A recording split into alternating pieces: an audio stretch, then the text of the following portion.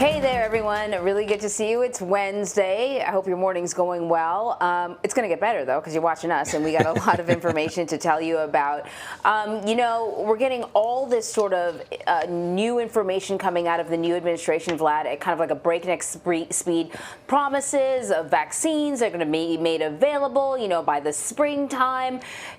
But we still have a lot of questions. And the good news is we may actually get many of those questions answered today, because we're finally going to have an official briefing from the team that President Biden has put together to tackle this pandemic. Yeah, what's important, I think, is that the president and his administration are putting out information. Of course, it will be incumbent on us, those in the press, to hold them accountable in the same way that we held the Trump administration accountable. Just because President Biden is a little bit more accessible in terms of the information that we're getting with regards to the plans for the vaccines and for testing, it doesn't mean that everybody should just go, well, things are looking better, we're out of the wood. We're still going to hold them accountable and try to get answers to the questions. And so that's going to happen, Anne-Marie, as you pointed out, in just a few hours, because President Biden's COVID response team will be holding their very first briefing in just a few hours. And that is where Dr. Anthony Fauci and other officials will give an update to the latest efforts to combat the crisis. This all comes as President Biden looks to boost weekly vaccine distribution by 16%. The administration says it's on the brink of securing enough doses to have 300 million Americans, that is 90% of the population, vaccinated by the end of summer. Meanwhile, President Biden is also focusing on tackling climate change. He is set to sign a number of executive orders on the issue this afternoon.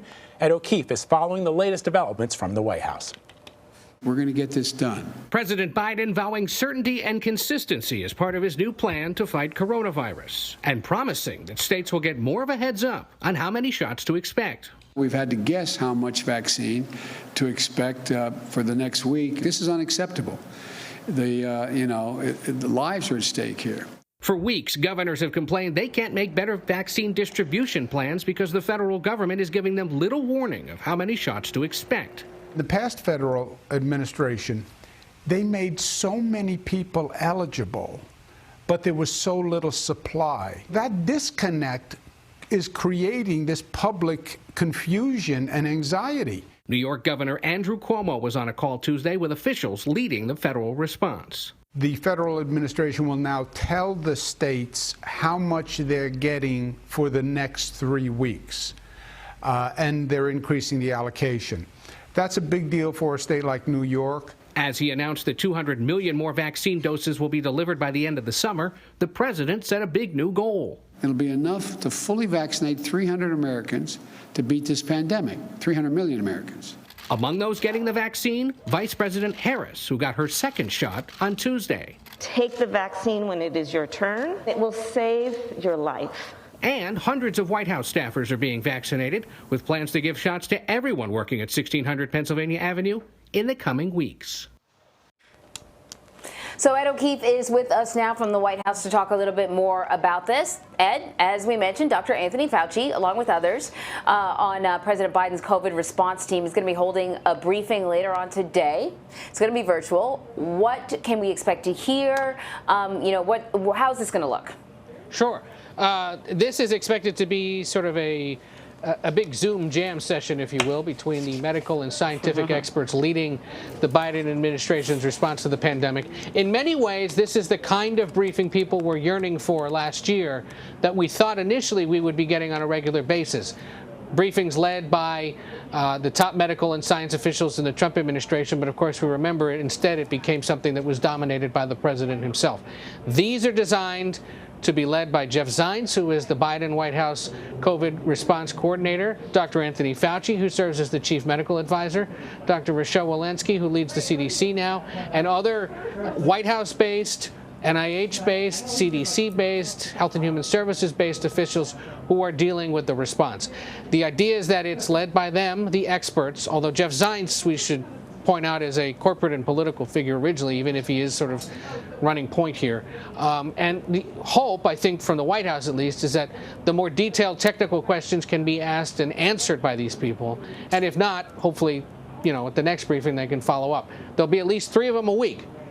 That, of course, is also different from the last administration, which had a bit more of a sporadic schedule. And I think the idea is to let the professionals deal with the sort of nuts and bolts of the COVID response and allow the daily White House briefing to sort of focus more on the bigger picture and the potential political gain or fallout from the decisions being made.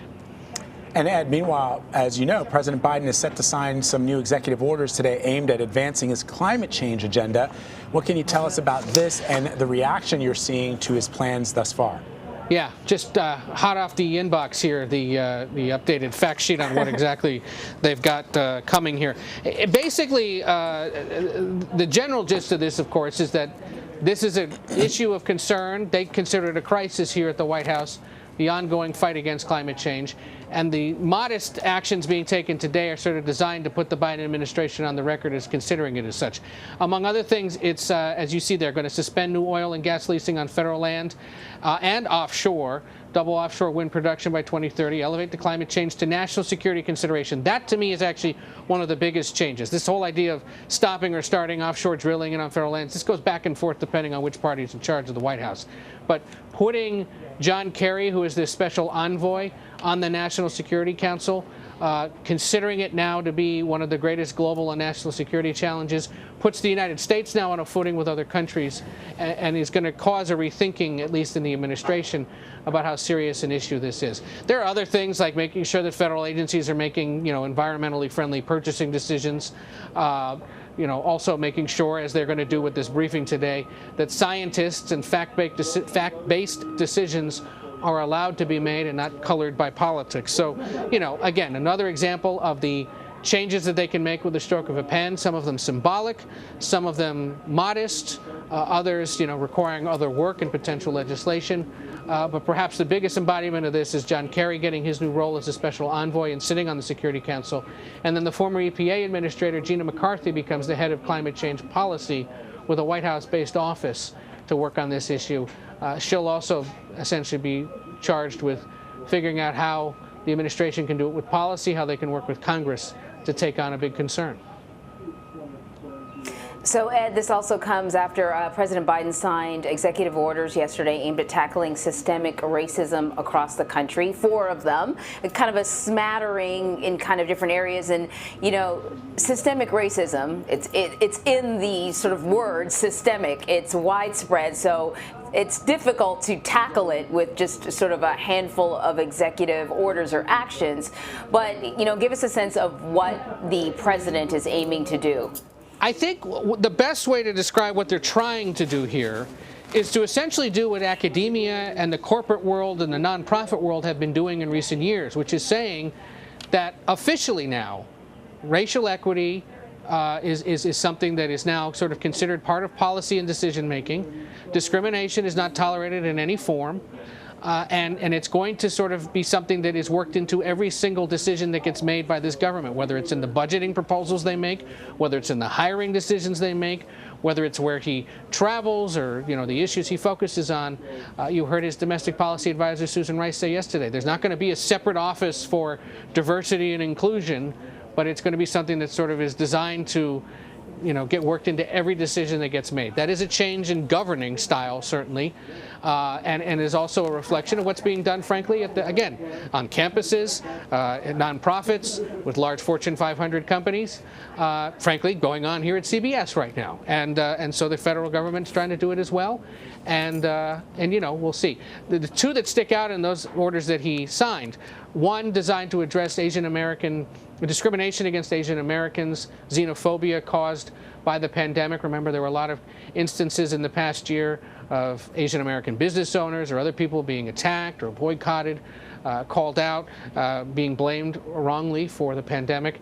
The other is a move by the Justice Department to end contracts with private prisons, given that the incarcerated population in this country is predominantly minorities. The thought is to end the use of private prisons, helps start to rethink the way that people are incarcerated in this country, and perhaps lowers the incentive to put people in jail since there are companies potentially profiting from it. So again, symbolic. Some of it has more teeth to it. Other things require further legislation. But more than anything, those, yesterday at least, reflect a change in thinking about how the government's going to work and tackle systemic racism. Meanwhile, Ed, President Biden had his first call with Russian President Vladimir Putin since taking office. We know they discussed a list of issues like the poisoning of opposition leader Alexei Navalny, placing bounties on U.S. troops in Afghanistan, and election interference. What exactly was the goal of this phone call, and what did it achieve? Well, if you read the White House take on this, it's essentially to remind the Russian leader that there's a new guy living in this house and that the relationship's going to be handled a lot differently. A litany of things that they apparently discussed, including negotiating a New START treaty or renegotiating an extension of what's called the New START treaty, which is the nuclear disarmament plan. Beyond that, though, the president brought up the recent poisoning of Alexei Navalny, reports that Russians put bounties on the heads of U.S. forces serving in Afghanistan, election interference, and, oh, by the way, the largest cyber hack ever on federal agencies in recent weeks, which many believe was sparked by folks in Russia. So that call could have gone on for quite a while, but both sides in their readouts at least said that it was cordial and that they plan to talk again. Remember, Mr. Biden campaigned on the promise of talking tough and having a much more not necessarily adversarial relationship, but a much more, transparent relationship with Putin, which, of course, was a concern for a lot of critics of President Trump, that he perhaps was taking everything the Russian leader would say at face value. We'll see when they talk again and what they talk about. All right. Ed O'Keefe for us at the White House. Thanks, Ed. Take care.